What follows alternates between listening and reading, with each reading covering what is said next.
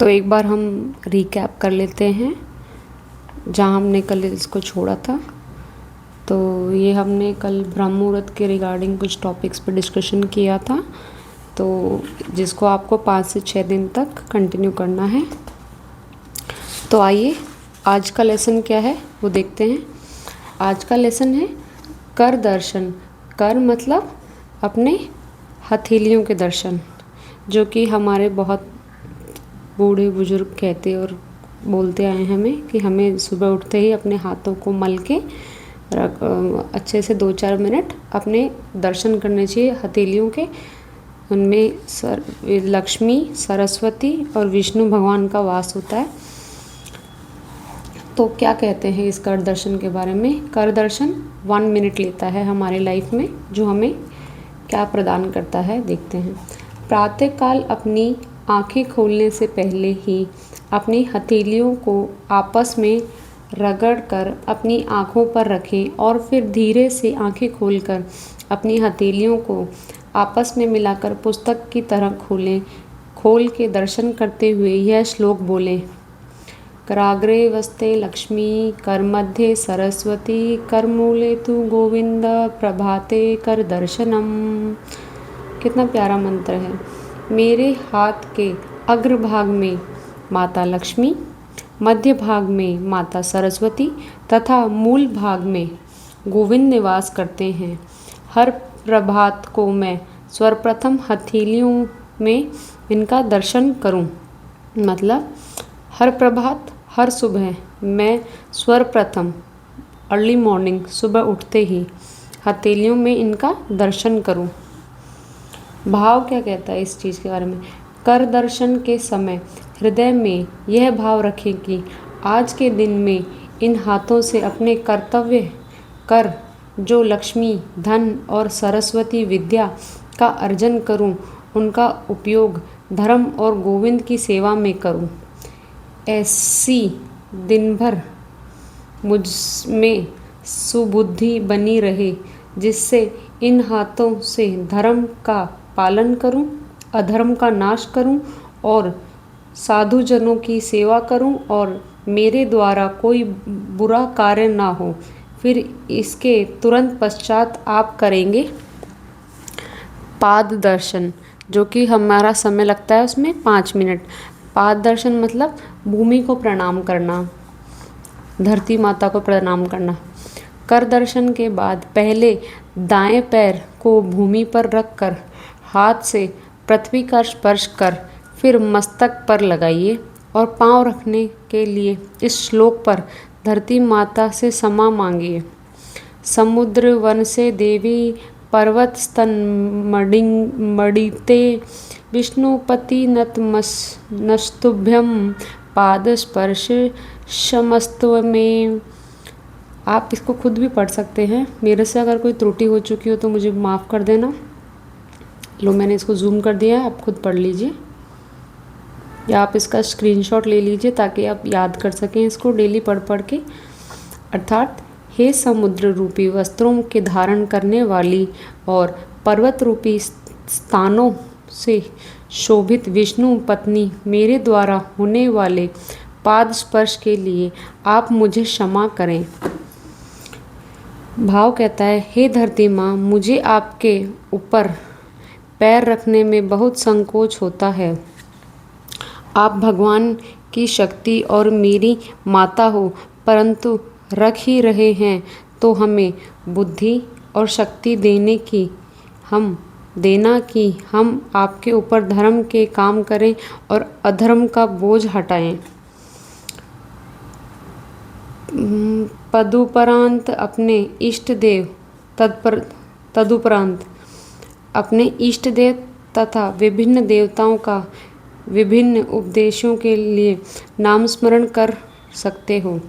रोगनाश, सोमनाथ, वैद्यनाथ, धन्वंतरी, अश्विनी कुमार, ये रोगनाश करने के देवताओं के नाम हैं। सौभाग्य की वृद्धि के लिए उमा, उष्मा, सीता, लक्ष्मी तथा गंगा। संकटनाश, भगवान शिव, भगवान विष्णु, हरिश्चंद्र, हनुमान तथा बलराम।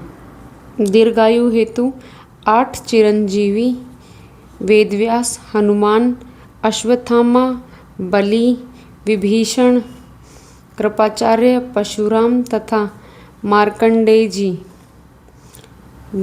घोर बाधा से मुक्ति के लिए राम, लक्ष्मण, सीता, सुग्रीव तथा हनुमान जी।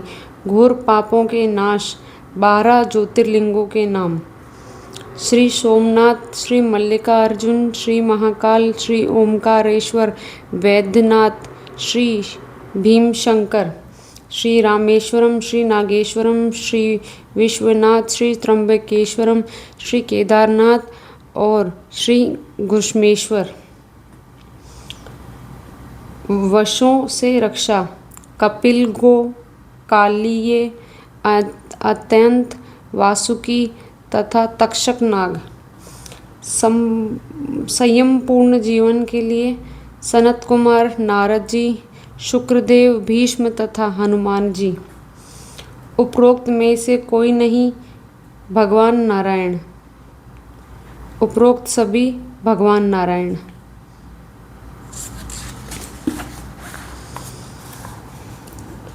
फिर अपने बिस्तर से उतरकर तुरंत ही 30 दंड पुशअप लगाएं। इससे आपका शरीर गर्म हो जाएगा, शरीर से सारे तमस निकल जाएंगे और इसके बाद आप सारे काम एकदम फुर्ती से करने लगेंगे। शरीर का विकास, कांति, स्वस्थ शरीर, अच्छा पाचन, सुस्ती का अभाव, स्थिरता, हल्कापन, शुद्ध त्वचा, परिश्रम की थकान, सहनशीलता, प्यास, गर्मी, सर्दी आदि और सभी रोगों से पूर्ण मुक्ति केवल व्यायाम मात्र से ही उत्पन्न होती है। तत्पश्चात तुरंत ही अपना बिस्तर सही से बना लें। बिना बनाया बिस्तर घर और घरवालों में तामसिकता और आलस्य फैलाता है। उसके बाद क्या करना है? मांगलिक वस्तुओं का दर्शन करें, जैसे कि भगवान, गो, तुलसी, गंगा, पीपल, चंदन, सोना, शंख, दर्पण व मणि। फिर जाकर माता पिता, गुरु और अपने बड़ों को प्रणाम करें।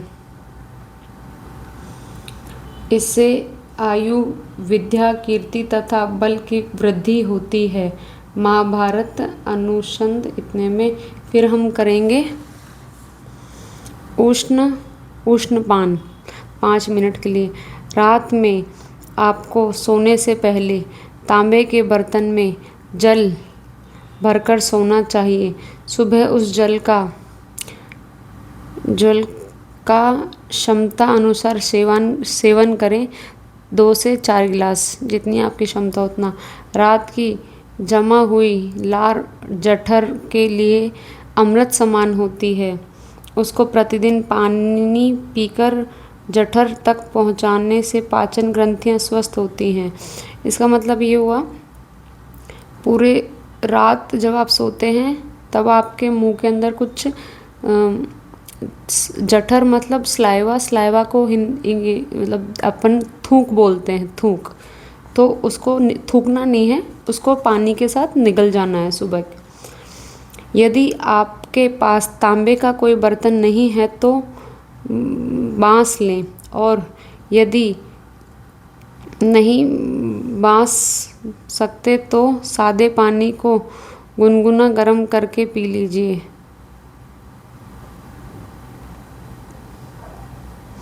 मतलब ये बांस का बर्तन भी होता है, लेकिन आजकल तांबे का बर्तन कॉमन है, तो जहाँ तक हो तांबा ही यूज़ करें आप लोग, वो बेस्ट रहता है। आयुर्वेद कहता है कि यह लंबे समय का अमृत है। इससे कफ, वायु और पित्त आदि त्रिदोषों का नाश होता है और पेट के विकार दूर हो जाते हैं।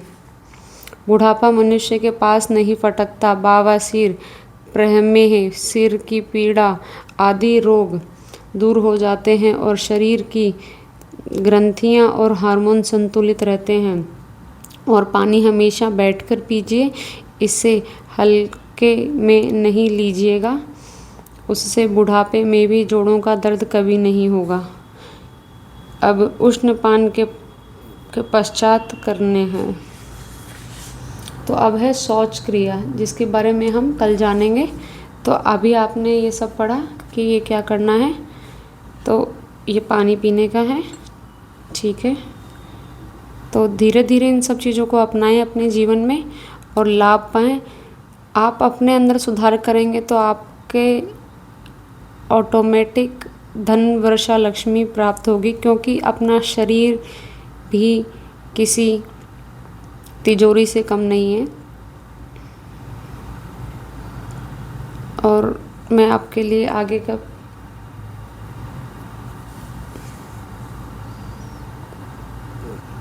के वीडियो में बताऊंगी आपको कैसे क्या करना है।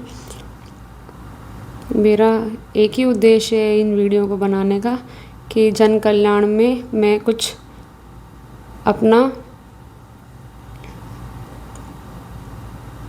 योगदान दे सकूं। तो आप समझते हो, आप समझदार हो। धन्यवाद।